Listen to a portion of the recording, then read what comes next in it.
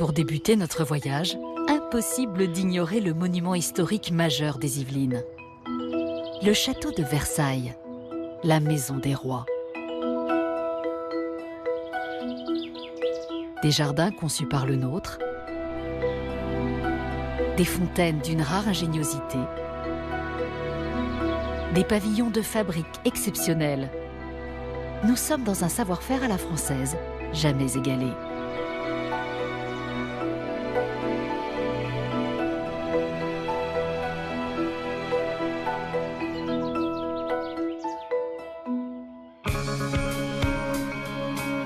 C'est dans les jardins du château de Versailles que nous retrouvons Géraldine.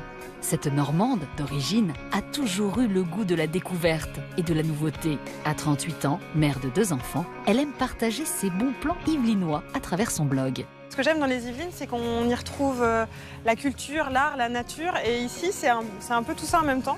Et c'est vraiment un endroit à part, un peu ici, un endroit au calme, un endroit apaisant. Passionnée d'histoire, elle nous entraîne dans un lieu qu'elle affectionne tout particulièrement. Moins connu que la Galerie des Glaces ou la Chambre du Roi, mais tout aussi fabuleux, cette pépite au cœur du jardin de Versailles, c'est le hameau de la Reine. Elle y retrouve Yvan, le jardinier en chef.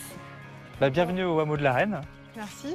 Le petit village privé de Marie-Antoinette qu'elle s'est fait construire spécialement pour elle. C'est un vrai décor ici en fait. Ah oui, c'est un vrai décor, ouais. C'est complètement, tout est fictif en fait, tout a été construit pour Marie-Antoinette.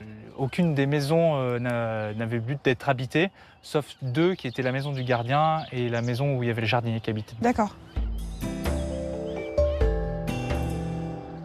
Le hameau de la Reine est composé d'une dizaine de maisons. Un moulin, plusieurs habitations consacrées à l'exploitation agricole. Granges, bergeries, laiterie, pêcherie, le tout autour d'un magnifique lac artificiel. Elles ont chacune un potager particulier? Oui, chaque maison avait un potager en fait. C'était pour représenter vraiment le village, pour avoir l'impression que chaque maison était habitée par un paysan et qui faisait son potager devant sa maison. Et du coup, on avait l'impression d'être vraiment dans un petit village, quoi. Ah oui, oui. Donc la grande maison là qui est devant nous, c'est la maison de la Reine. Ouais. Donc c'est la maison principale où Marie-Antoinette devait venir séjourner, même si on sait qu'elle n'y a jamais dormi. En fait, elle préférait dormir au Petit Trianon qui était quand même beaucoup plus confortable. Donc c'était sa maison à elle. En fait, chaque petite maison à côté était dédiée à une de ses courtisanes ou à une des amies qu'elle avait invitées à venir au hameau de la Reine. Et ce sont des vrais clercs ou pas? Alors non, c'est tout en trompe-l'œil.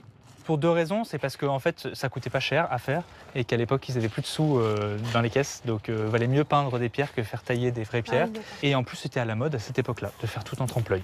Et du coup, tu sais pourquoi elle a voulu se faire créer ce petit hameau rural, rustique? En fait, à l'époque, il y avait un mouvement qu'on appelait le retour à la nature, qui a notamment été prôné par Jean-Jacques Rousseau, où on voulait retourner aux bonnes choses de la vie, à la campagne, à la ferme, manger les bons produits, se relier avec la nature, etc. Et il y avait aussi une dimension éducative pour ce hameau. Normalement, c'était pour éduquer les enfants royaux, et notamment le dauphin, à la vie à la campagne, et qu'ils sachent comment on vit à la campagne et comment on cultive des légumes, comment on s'occupe des animaux, etc. C'est dans ce décor que Marie-Antoinette recevait la société qu'elle conviait au Petit Trianon. Contrairement à l'idée reçue, la reine ne jouait pas à la fermière. Elle utilisait avant tout le hameau à des fins de promenade et comme lieu de réception. Et cette tour, elle est censée... Alors c'est pour représenter ce qu'on appelle quoi? la tour de la pêcherie. Oui. Ça représente un phare, Un phare, ouais. même si ça n'a pas d'utilité de phare puisque le lac est tout petit. Oui. Mais c'était de là que partaient les parties de pêche de Marie-Antoinette. Donc il y avait des barques sur le lac. On lâchait des poissons à l'époque de Marie-Antoinette, des carpes et des brochets notamment. Et après, il y avait une dizaine de bateaux qui se baladaient sur le lac. C'était à celui qui pêchait le plus de poissons. À la Révolution, les bâtiments construits vieillissent mal. Napoléon les fait entièrement restaurer entre 1810 et 1812. Aujourd'hui, c'est au tour d'Yvan de protéger ce lieu. Une mission qui nécessite un véritable travail d'investigation pour reproduire par exemple ce que l'on mangeait au hameau de la Reine à l'époque. Je vais te faire goûter une petite groseille de la Reine, ce qu'on appelle la groseille à maquereau. C'est une groseille qu'on trouvait à l'époque et qui est pas très peu utilisée maintenant, mais qui est assez bonne, Non, c'est bon. assez agréable. Mais plus personne ne la consomme pratiquement maintenant. D'accord. Mais la reine en consommait.